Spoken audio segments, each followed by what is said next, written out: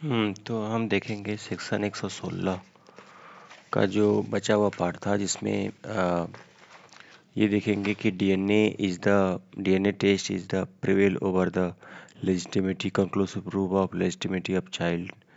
हम भी देख रहे थे सेक्शन 116 का second part, birth during marriage conclusive proof of legitimacy.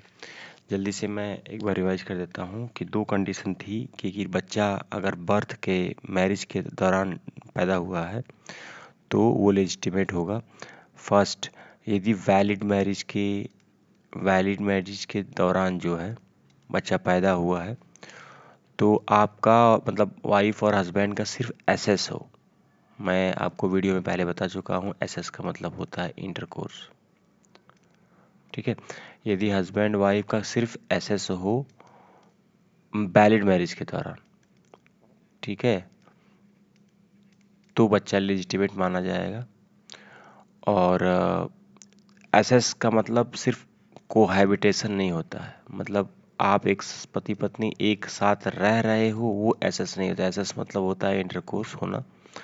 इसीलिए बुक में जो देखेंगे या कहीं भी रूल इसमें देखेंगे आप बेयर एक्ट में, तो एसएस शब्द का इस्तेमाल किया गया। या तो वैलिड मैरिज हो, और मतलब या तो ये हो, और या तो यदि शादी का विच्छेद हुआ है या डिवोर्स हुआ है तो आपको 280 डे के भीतर, ठीक है, अंदर जो है, और 10 मंथ के अंदर जो है बच्चा हुआ हो, तो आपको आपका जो बच्चा है, जो भी वाइफ का बच्चा है, वो लेजिटिमेट चाइल्ड कहा जाएगा। अब सेकेंड पार्ट में ये देखेंगे कि क्या डीएनए टेस्ट इस दोनों कंक्लूसिव प्रूफ, इसको बोलते हैं कंक्लूसिव प्रूफ। मतलब ये कोर्ट मान लेगी, इसमें से कोई भी कंडीशन प्रूफ हुई तो कोर्ट ये मान लेगी। याद रखिएगा, मे प्रिज्यूम का इस्तेमाल किया गया है बेयर एक्ट में और बुक में। मे presume by court that this child is a legitimate child. ठीक है, मे प्रिज्यूम का मतलब होता है डिस्क्रिशन ऑफ कोर्ट है ये। ठीक है, अब ये बात कर रहा है कि जो मे प्रिज्यूम या कंक्लूसिव प्रूफ है, अब लड़ाई शुरू होगी दो बातों को लेके, DNA test is the conclusive proof, या ये दो condition is the conclusive proof. मतलब अब ये बात होगी कि आप जो है वैलिड शादी के साथ एसएस है या नहीं है। ये एसएस सिर्फ आप शो कर दिए तो आप कंक्लूसिव प्रूफ मान लिया जाएगा कि बच्चा लेजिटिमेट है। लेकिन अब डीएनए टेस्ट आ गया कि बहुत से ऐसे केस लॉ मैं आपको बताऊंगा जिसमें हस्बैंड वाइफ कोहैबिटेट हो रहे हैं, साथ में रह रहे हैं, लेकिन डीएनए टेस्ट उनका नेगेटिव आया है, मतलब वो जो बच्चा है वो उस हस्बैंड का नहीं है। तो इसमें क्या होगा, क्या इसमें कंडीशन, इसमें दो फेज है, मैं आपको बता देता हूँ, फेज 1 और फेज 2। शुरू में फेज में 1 में क्या कहे हैं कोर्ट, सुप्रीम कोर्ट ही खुद कही है कि DNA test is not prevail over the conclusive proof. मतलब शुरू में आप जैसे 1990 के जो केस लॉ देखेंगे, 2001 के जो केस लॉ देखेंगे, उसमें डीएनए टेस्ट को प्रिवेल नहीं किया गया है कंक्लूसिव प्रूफ, मतलब डीएनए टेस्ट को जो है वरीयता नहीं दी गई है कंक्लूसिव प्रूफ के ऊपर। लेकिन फेज 2 जब देखेंगे, जो 2012 के आसपास, 2010 के बाद से केस लॉ जो हम देखेंगे अब, उसमें डीएनए टेस्ट को प्रिवेल किया गया है कंक्लूसिव प्रूफ के ऊपर। ठीक है, तो अभी हम देखेंगे फेज वन का दो केस लॉ है जिसमें डीएनए टेस्ट को प्रिवेल नहीं किया गया है कंक्लूसिव प्रूफ के ऊपर।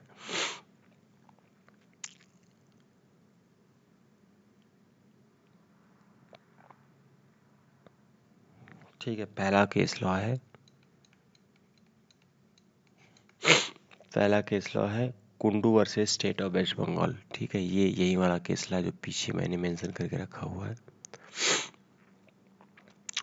Kundu versus state of West Bengal. इसमें क्या होता है कि हस्बैंड वाइफ का शादी होती है, मैरिज होती है 16 जनवरी 1990 को। 5 अप्रैल 1990 को जो है ये वाइफ जो है पेरेंट्सल होम चली जाती है, अपने परिवार के होम में चली जाती है, मतलब मायके चली जाती है। एग्ज़ाम देने के लिए, इस पीरियड में 1 महीने के लिए एग्ज़ाम देने के लिए। लेकिन अप्रैल में पता चलता है कि वो कंसीव कर ली है बच्चा, प्रेग्नेंट हो गई है। तो उसके हस्बैंड और उसके फैमिली वाले अबॉर्शन की बात करते हैं उसको। तो जो है वो इनकार करती है और 3 जनवरी 1991 को वो एक फीमेल चाइल्ड को जन्म देती है। ये फैक्ट ऑफ द केस है, ठीक है। मैं अभी जजमेंट आपको बताऊंगा इसमें। तो इसमें क्या होता है कि फिर वो एक फाइल करती है केस सीआरपीसी में धारा 125 के तहत। वो मेंटेनेंस का है जो आपको पता है, ठीक है। इसमें क्या है कि 125 ऑफ सीआरपीसी मेंटेनेंस फाइल करती है अगेंस्ट वाइफ अरे हस्बैंड, और 2 डिमांड करती है। पहली डिमांड 300 रुपये पर मंथ अपने लिए और 200 रुपये पर मंथ मेंटेनेंस, ठीक है। ये डिमांड करती है 125 सीआरपीसी में, ठीक है।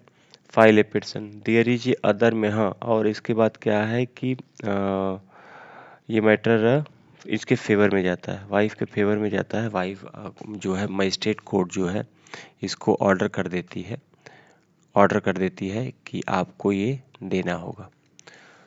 तो ये जो है हाई कोर्ट में जाता है। हाँ हाँ, नहीं नहीं, उसी मजिस्ट्रेट कोर्ट में ही रहता है मैटर।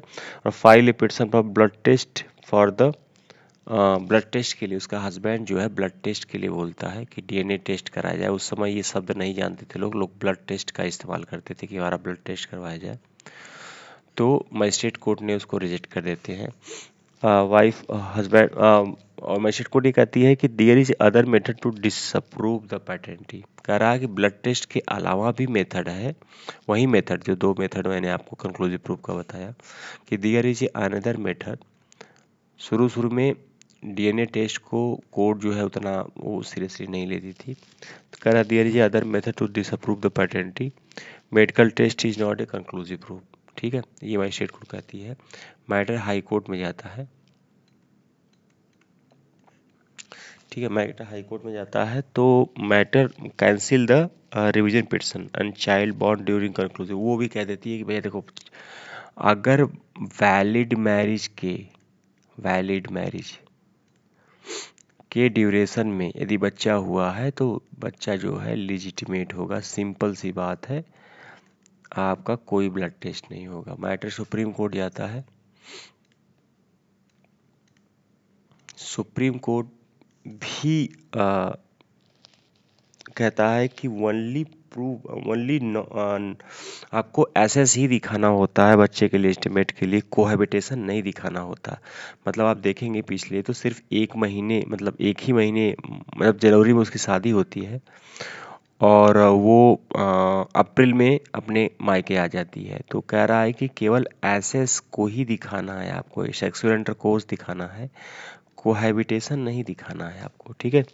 और दूसरा कि यदि सुप्रीम कोर्ट कह रही है कि if we order the blood test, कह रहा कि यदि हम ब्लड टेस्ट को ऑर्डर दे देंगे तो चाइल्ड इज ए बास्टर्ड, बच्चा जो है उसको बास्टर कहा जाएगा। मतलब इसको हिंदी भाषा में लोग नहीं बोलते हैं कि कमीना, लोग नहीं बोलते हैं।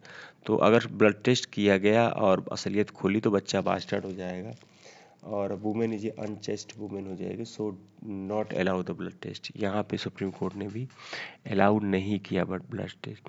अभी हम फेज 1 देख रहे हैं जिसमें blood test is not prevail over the conclusive proof, ठीक है।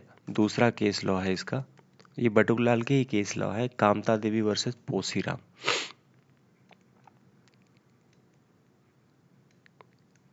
कामता देवी वर्सेस पोसीराम 2001 का केस है। यहाँ पे भी husband and wife living together and DNA test show controversy. कह रहा है कि हस्बैंड और वाइफ साथ रह रहे हैं, कोहैबिटेट कर रहे हैं,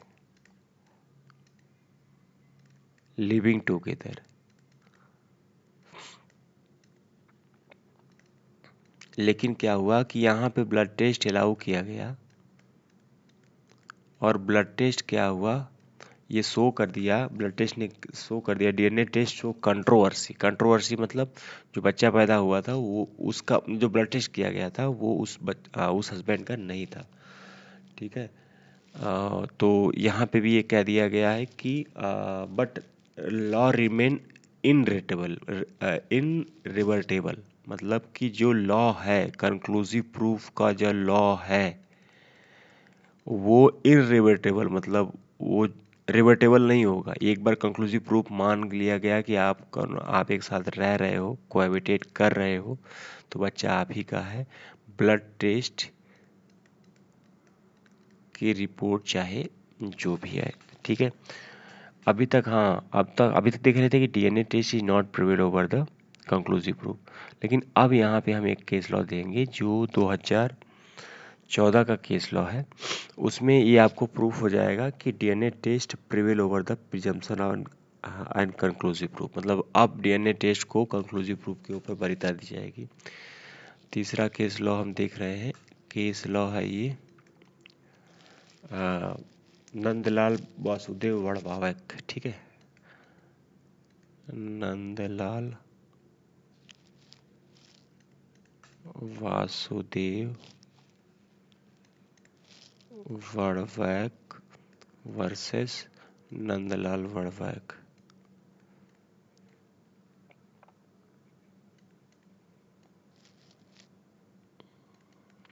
ये बटुकलाल का ही केस है, कोई मैं अलग से नहीं बता रहा हूँ, ठीक है।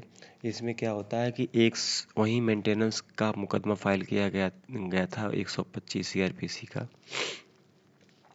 और जो पिटिशनर होती है वाइफ, उसको R1 का इस्तेमाल किया गया है बुक में, और जो बच्ची होती है उसके लिए R2 का इस्तेमाल किया गया है, ठीक है। जब फाइल किया गया तो मजिस्ट्रेट कोर्ट ने इसको अलाउ कर दिया।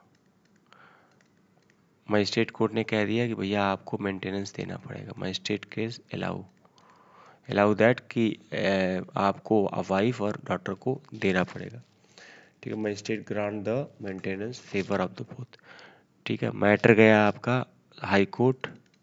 हाई कोर्ट में हस्बैंड गया सीआरपीसी की धारा 482 में, ठीक है, और वो भी इन्हीं के फेवर में आया,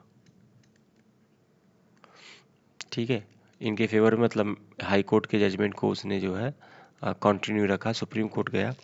अब सुप्रीम कोर्ट कुछ ऑब्जर्वेशन कर रहा। After DNA test held that R2 is not child, अब ठीक है। अब डीएनए टेस्ट हुआ। डीएनए टेस्ट में ये पाया गया कि जो R1 वाइफ है और R2 जो है वो जो डॉटर है, ठीक है। डीएनए टेस्ट में ये इसके फेवर में नहीं आया। ये सिद्ध हुआ कि ये जो अप्लीकेंट है जो सुप्रीम कोर्ट में गया है वो उसकी वाइफ नहीं है, ठीक है। Wife responded again request, wife ने अगेन रिस्पॉन्ड किया और कहा हमारा दोबारा जो है ब्लड टेस्ट करवाओ। अगेन ब्लड टेस्ट के लिए उसने सुप्रीम कोर्ट में अर्जी डाली। तो ये ब्लड टेस्ट की रिपोर्ट में भी हैदराबाद की जो एफएसएल लेबोरेटरी है जो होम मिनिस्ट्री के अंदर में है वहाँ गया, बट वहाँ पे भी अगेन वो नेगेटिव पाया गया, ठीक है। तो अब सुप्रीम कोर्ट के कुछ ऑब्जर्वेशन है। सुप्रीम कोर्ट कह रही है कि भाई देखिए ब्लड टेस्ट तो नेगेटिव आया, अब यदि हम हस्बैंड को जो है कहते हैं कि आप जो है मेंटेनेंस दो, तो वो अनफेवर दम में ये है कल, ये उसके लिए फेवर नहीं। Fail to prove not access and DNA, ठीक है, नॉट रिवर्टेबल कंक्लूसिव, ठीक है। ये करा कि यदि आप एक्चुअली में ये प्रूव तो कर नहीं पाए, हस्बैंड ये नहीं प्रूव कर पाया कि मैं उस दौरान नॉन एसएस किया हूँ, मतलब वो कह रहा है कि जो सेक्शन 116 की जो कंडीशन है एसएस और नॉन एसएस की, सेक्सुअल इंटरकोर्स और नॉन सेक्सुअल इंटरकोर्स की, वो हस्बैंड प्रूफ नहीं कर पाया। ये हस्बैंड प्रूफ नहीं कर पाया कि वैलिड मैरिज के दौरान वो अपने वाइफ को एसेस नहीं किया था। बस डीएनए टेस्ट जो है, सिर्फ डीएनए टेस्ट की वो बेस पे कंक्लूसिव प्रूफ जो है देना भी गलत है, लेकिन डीएनए टेस्ट भी नेगेटिव आया है। तो हम अब ये कह सकते हैं कॉन्फ्लिक्ट बिटवीन, अब कह रहा है conflict between science advancement DNA test and conclusive proof, ठीक है। तो कह रहा कि यदि कॉन्फ्लिक्ट उभरा डीएनए टेस्ट, भाई DNA test is a scientific proof, और कंक्लूसिव प्रूफ में होता है कि हस्बैंड जो है नॉन एसेस प्रूफ नहीं कर पाया। नॉन एसेस मतलब वाइफ के पास अपने नहीं गया था। तो अगर इस दोनों के बीच में कॉन्फ्लिक्ट होगा तो डीएनए टेस्ट को हम प्रिवेल करेंगे। और इसमें नोट करके एक सुप्रीम कोर्ट ने कहा कि we can not compel the applicant to bear the fatherhood of child where DNA report prove negative but marriage is subsiding at the time of birth of the child। ठीक है। कह रहा है कि DNA report जो है ये negative आया, लेकिन हम उसको हस्बैंड को फोर्स भी नहीं कर सकते। ठीक है, कि आप जो है 125 में मेंटेनेंस दो, लेकिन एक्चुअली में जो आपकी जो वो कहते हैं शादी है वो तो वैलिड है, और वो उसको सबसाइडिंग भी नहीं कर सकते, उसको नेगलेक्ट भी नहीं कर सकते। तो सुप्रीम कोर्ट ने कहा कि मेंटेनेंस बच्चे को मत दीजिए, लेकिन आप जो है बच्चा आप ही का होगा, क्योंकि एक वैलिड मैरिज के दौरान जो है बच्चा हुआ है। तो धीरे धीरे जब केस लॉ बढ़ेंगे, अभी आएंगे 2015 के बाद, तो आपको ये मिलेगा कि सुप्रीम कोर्ट का ये रवैया थोड़ा बदलेगा कि DNA test is prevail over the conclusive proof. ठीक है, वीडियो कैसा लगा थैंक यू बताइएगा, और लाइक सब्सक्राइब कर दिया करिए, थोड़ा मेरा इससे मोरल रहता है बूस्ट। Thank you.